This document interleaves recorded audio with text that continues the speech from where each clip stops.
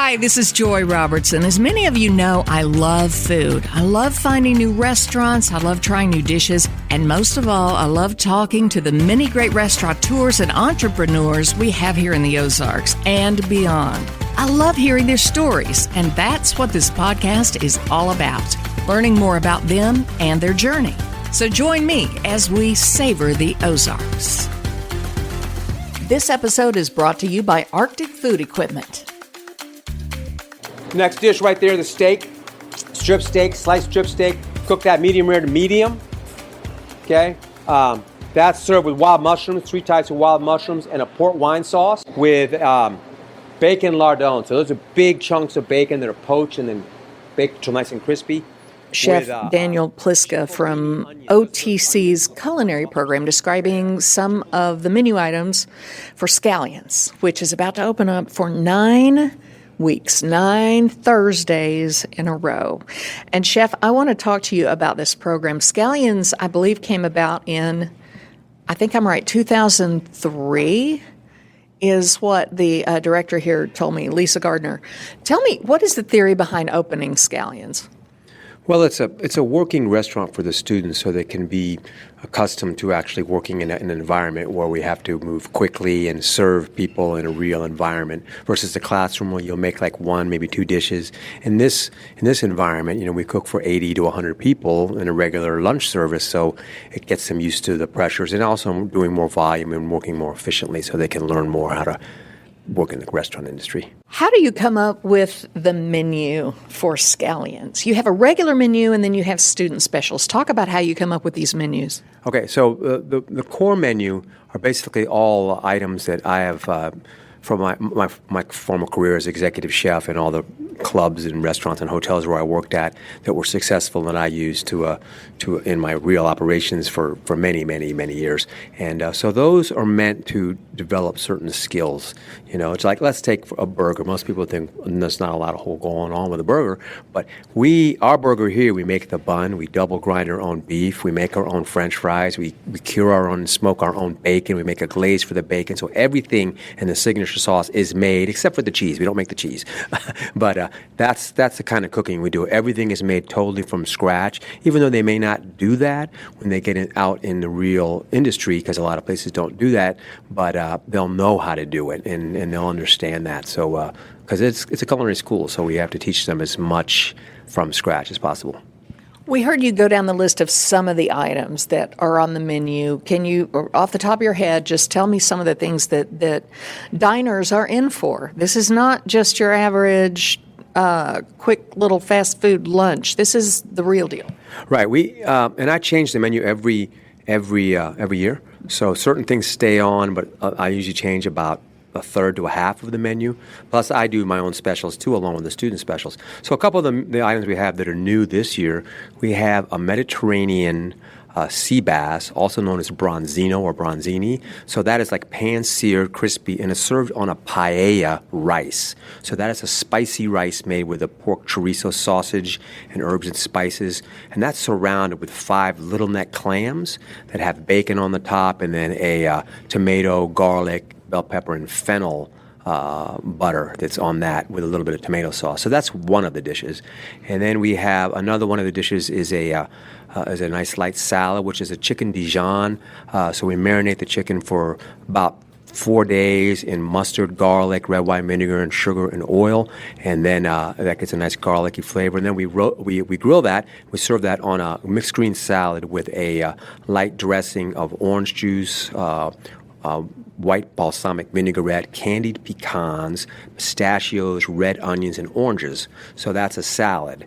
And then another one of our desserts that I'm trying this year is based off a classic, actually 2 classic desserts that I kind of morphed together, okay? Because we chefs, we do that sometimes. We kind of borrow, and I tell the students, if we use old dishes that people love, the classic dishes, and rework them in a new way, that's kind of exciting, and people like those flavors, right? So we have 3 profiteroles, or cream puffs. It's called profiteroles because that's a classic ice cream puff really with chocolate sauce. So that's the base. But then we also put Bananas Foster sauce on that as well. And then we make the chocolate sauce, a Nutella chocolate sauce. And then on top there's a very thin wafer crisp of like pecans and sugar, and it's caramelized and makes it like a medallion, paper thin medallion of a crispy sugar and nuts on top of that.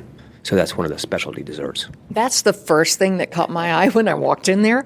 It was all I could do not to reach over and just snap that little big pecan cracker thing off the top of that. And that dessert is big enough to share with a few people, in my opinion. You said there's 3 profiteroles. I mean, truly, 3 people could have it. You could definitely share that if you wanted to. It depends. This is the Midwest, and Midwest people like a lot of times big portions, and so I want to make sure that no one leaves here hungry. So, if they want to share it, that's fine. It is 3 profiteroles. It's about 1.5 ounces to 2 ounces of homemade vanilla ice cream in each one of those profiteroles, and then, of course, the 2 sauces in that pecan wafer crisp, and whipped cream, too.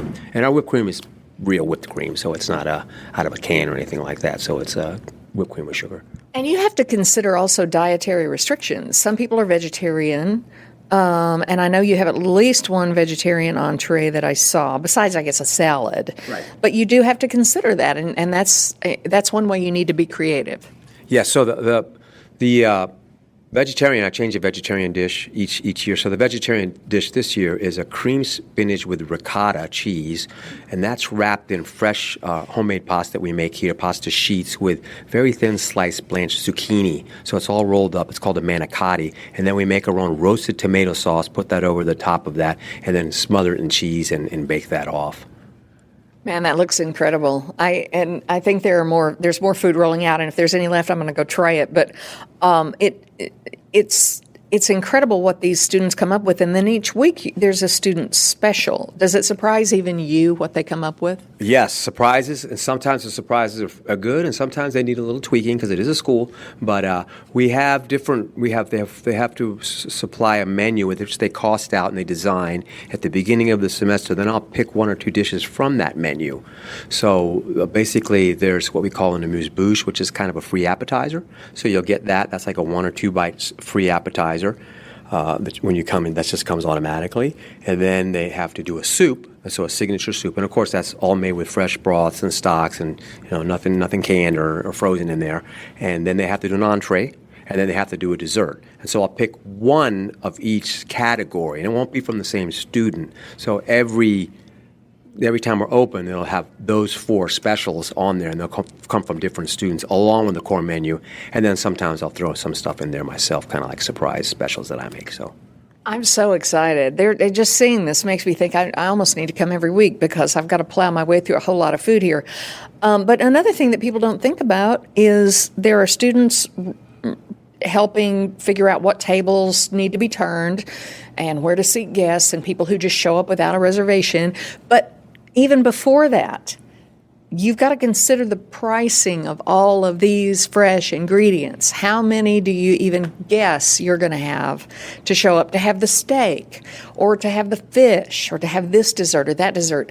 And it's all got to be priced out, and that's part of the education you get here at OTC Culinary. Exactly. So those are called PARs, and so we develop those, and we kind of guess off prior history what we think. If we want to sell 15 chicken or 12 pastas or 7 fish, or whatever that is, and we figure that out, and then we prep for that, and then we adjust. Sometimes we run out of stuff, but we adjust for that each week. So if we sold a lot of one thing one week and that seems to be more popular, we'll make more for the next week. And then we always bump that up too, so it's never right on that. We always bump it up a little bit. But we do, it is all fresh, and so we do run out of some things towards the end. So the best thing is to get here early, then you'll get everything. you can get everything. But the costing, the planning, the budgeting, and the cost is very inexpensive for what you get here, because we don't charge like a regular restaurant, because we don't pay these are students working here, so we don't have to pay labor costs like you would in a regular restaurant or a regular hotel or club or whatever that is.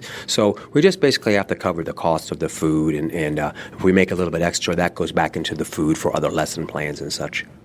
And when people, and Lisa's going to talk to us about how to make this reservation or what to do if you want to show up. You show up at the Information Commons, correct? Will there be some signage to direct people where to go?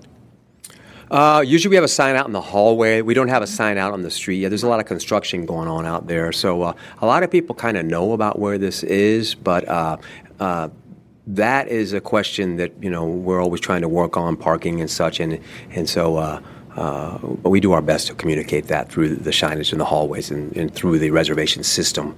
And we have it posted online as well where it's at. Well, it is, after all, a college campus. There's a lot of cars, a lot of traffic, but I have had success when I've come here on the north side of the building. There's a lot of parking back there, so you may have to park and walk just a couple of minutes, but it's worth it. So best of luck to you on Scallions. Thank you very much. It's my pleasure, and happy to be able to share my knowledge and experience with the students and get them ready for the real world. Because the restaurant industry, it's always it's a great industry to be in because there's always places open and there's always jobs, and it's a real passionate field where you get to create food, and if you're working in the right kitchen, you get to do good things and be able to express your own personal love and art for food.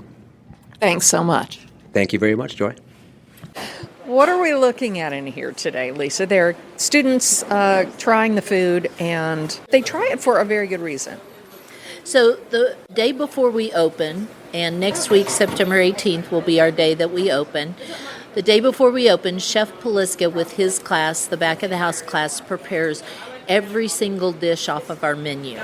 And then they do a display so we can get promotional videos. But he also comes in, and my class comes in, and he goes through each dish. And he shares with them the specifics of the sauces, how it's presented, answers their questions so that, they may ask something like, well, what would you consider gluten-free if I had a customer ask for gluten-free? Or can you explain this sauce, chef? And the whole idea behind having our students ask questions, listen to him present it, and then, as we're watching now, trying all of the food, is that when my students go out to the dining room, they can explain it to the customers. 3 out of 14 of my front of the house staff or students have never waited tables. Only 3 of them have. So really what we're looking for is I tell them to pick their favorite dish, because if you're learning to do sales skills, if you focus on one, it makes it a little less stressful for you the first day. So they'll have their favorite dish. They might say that I really enjoyed trying. And we try to get them to be able to be knowledgeable of everything that the customer is going to eat. To me, it is the difference between good service versus exceptional service. So if I come into the dining room to eat at any restaurant, if my server can make me feel comfortable that I've made the right decision on the money that I'm going to spend for this dish, it elevates from good service to exceptional service. Need a part for your fryer, oven, ice machine, or HVAC unit? Arctic Food Equipment has you covered. Hi, I'm Nathan. Our experienced part department helps you find exactly what you need, no guesswork, no stress. From name brand OEM parts to aftermarket specialty solutions, we've got it all. Stop in today at 1501 South Enterprise or give us a call at 417-888-0100. At Arctic Food Equipment, your success is our business always. Okay, Lisa Gardner, you've been here many years. You're running this program, and you mentioned your class, and I sat in on your class this morning before we came into the culinary kitchens. And you don't think about this when you approach the hostess or the host in a restaurant, and they have something in front of them, and they say how many, and they tell you how long it's going to be. There's a lot that goes into that, and I sat in the back of the room thinking, this is why I'm not in this business. It's like restaurant Tetris, right? Because you've got all these tables, you're trying to figure out which one is going to turn over the soonest. Potentially, you have someone who was seated and then decided to move themselves. Then you have a reservation come in and 20 other people who didn't have a reservation. This is a lot to learn. I love the term restaurant Tetris. That's perfect. And you know what? for me, I'm not the chef in the program. I have great chefs that work for me. I'm the operations person, so this is like being air traffic control, running the front of the house and landing planes and getting it all going.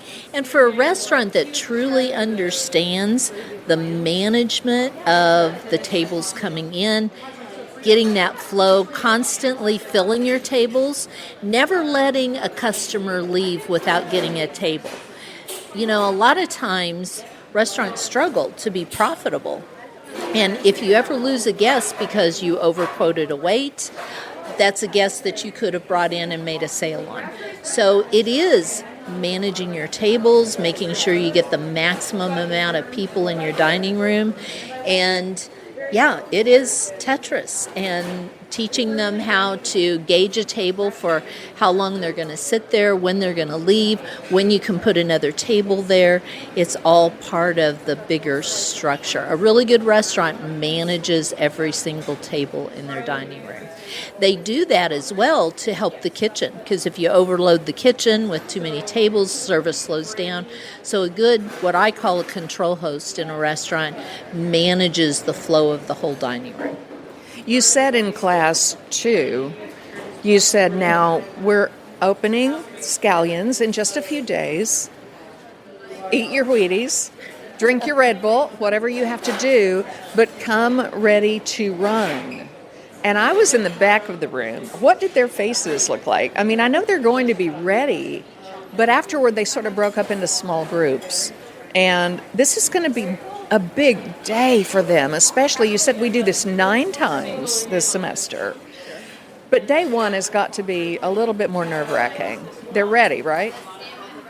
Sure. I'm going to say yes. The answer is yes. It will be stressful the first day, because what you find if you watch them, they're very much focused on making their experience work for their customers. And what you don't get a lot of times on the first day is a lot of teamwork. It's like they have their blinders on and they're just focused on making their section work.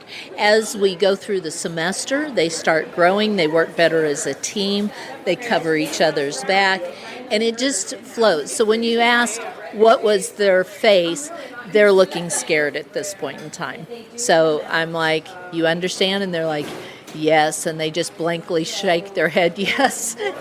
So we talk about my strategy always is if you get too stressed and you need to release some stress, go to the cooler, talk to the vegetables, say anything you want to them, come back out.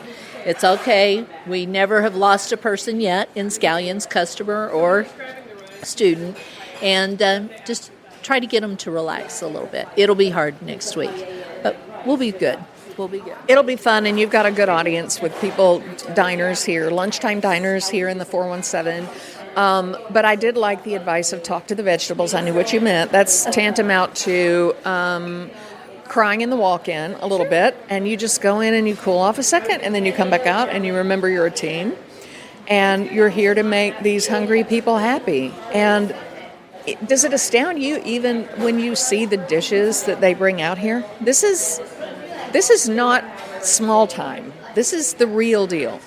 This is the real deal. We don't like to label ourselves as fine dining because it's a student experience. So if you come as a customer, you do have to give us a little grace because we're teaching as part of our class. But the fact that we have really good instructors, the fact that I have great chefs that work for me, delivers food that is at a fine dining level. So I'm very proud of that, and I hope that when customers come in, they see that. Even though it's a student experience, you may get a little bit of deviation sometimes, the food is exceptional. And it makes for a better class for students. It teaches them what they should strive for in the industry to really, again, deliver that exceptional customer service. And you mentioned during the class, you said, we will feed everyone. You can eat something that day, but not until the customers are served. Because you always run the risk of people I don't know, eating up all the good stuff. So you told them, you said, that's why you said eat your Wheaties for the love. Make sure you're fueled up when you come in here because you're going to have to wait a minute before you get some food. Exactly. And, eat your Wheaties is probably very old school. Most people don't know what eat your Wheaties is. That's why I threw in drink your Monsters. But you need to be focused on the customer. So a lot of students would love to buy these dishes and take them home, but we're here to serve the customer first. And I talked about what time your restaurant closes. So many restaurants start mentally closing down before the last customer comes through. And the last customer is just as much money as far as sales to me as the first customer. So it's about managing that and not letting your staff ruin that exceptional dining experience. Okay, I've been in and out of the kitchen, but we sort of ducked into a classroom. I've got a couple of students who've already graduated out of the program. Do me a favor and introduce yourselves. Hi, my name is Brittany Elliott. I was a 2025 graduate of the culinary program here at OTC, and now I work in the industry as a sous chef for Twin Oaks Country Club. Oh, very nice. And Suzanne. Hi, I'm Suzanne Hill. I was a 2025 graduate of the culinary school, and I still work as a supervisor for Cox Medical Center Branson. Ah, very, very nice. So you two have obviously successfully graduated out of this program, but yet you're back to help with Scallions. What was your experience? Who wants to start with Scallions? All right, Suzanne, you first. It was an amazing experience overall. It was amazing. It was fun. It was energetic. It was everything all wrapped up. But it was very scary in the beginning. Was it scary? I would think that it would be. Had either of you worked in restaurants before Scallions?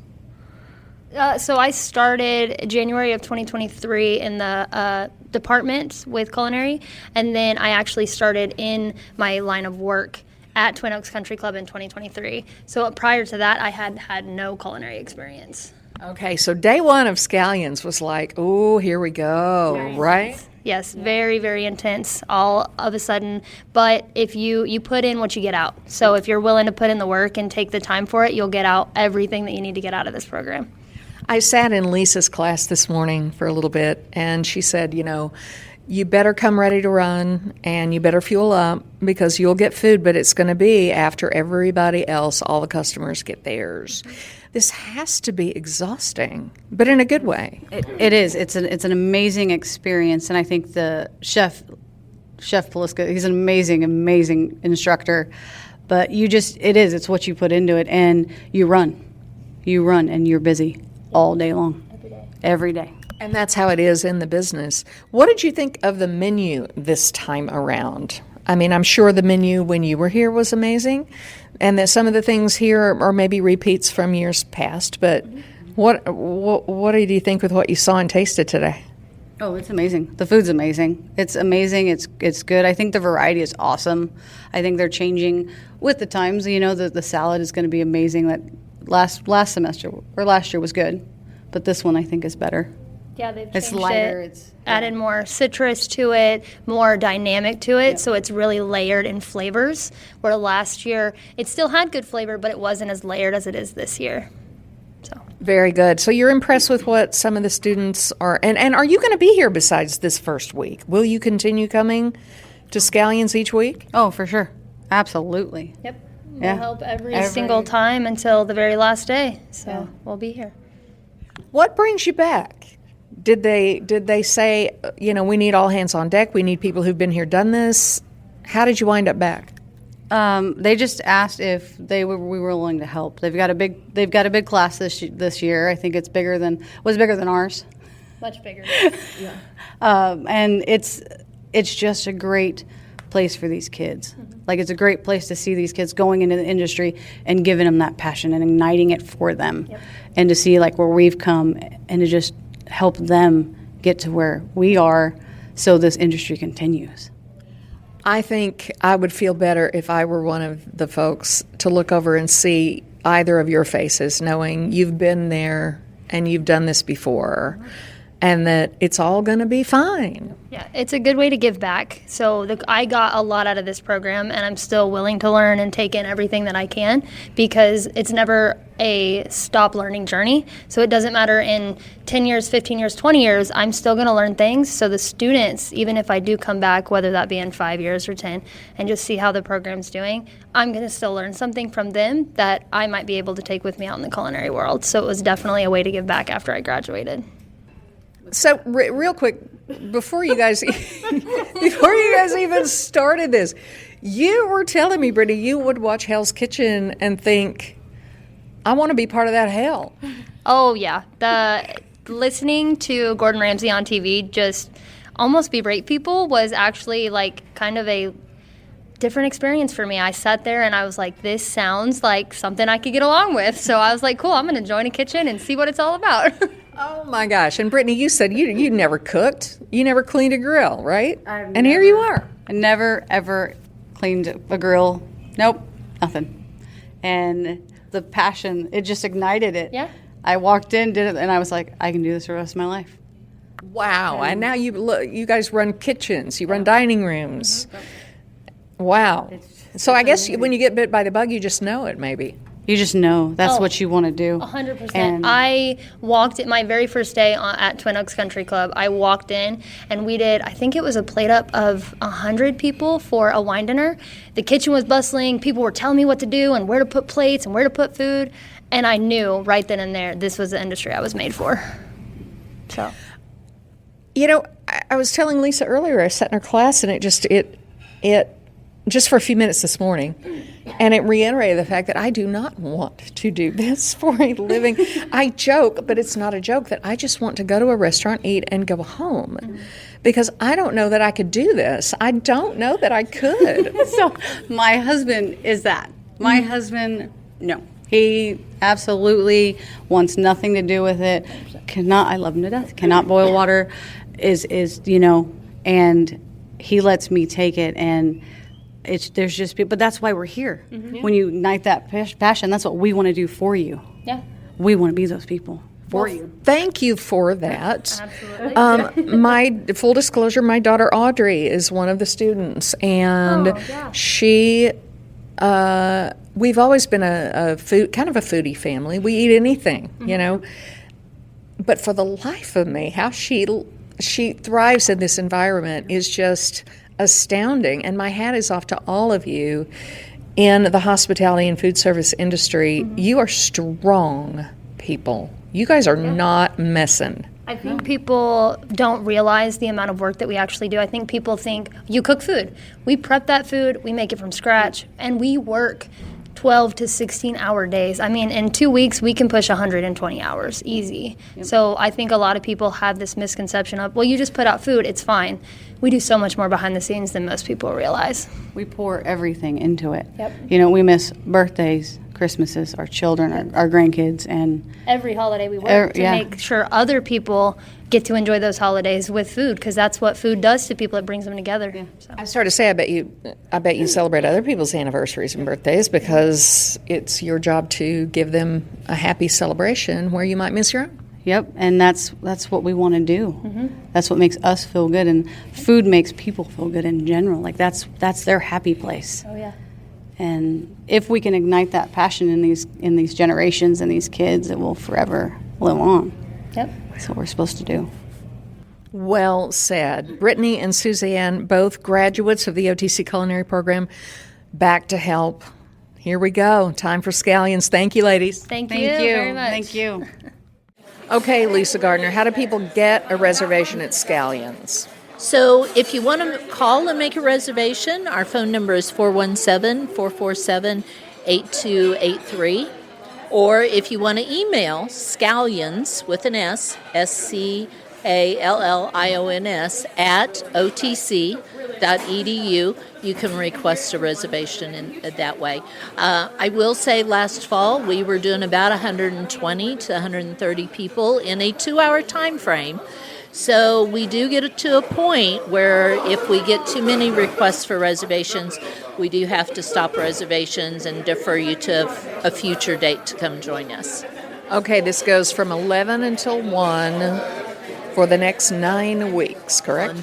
On Thursday only. Yes, on Thursday only. Thank you for clarifying. You know what? It's going to be great. It's going to be great. And I'm really eager to taste this. Lisa Gardner, thank you so much. You're certainly welcome. We look forward to having you join us. So we have 3 desserts. We have the Bailey's Irish Cream Mousse Torte. Okay, that's one of my signature desserts. Bailey's Irish Cream Mousse, milk chocolate. It has a disc of cocoa genoise or chocolate sponge cake underneath of it, soaked with more Bailey's syrup, and that's served with caramel sauce and a chocolate brandy sauce. Okay.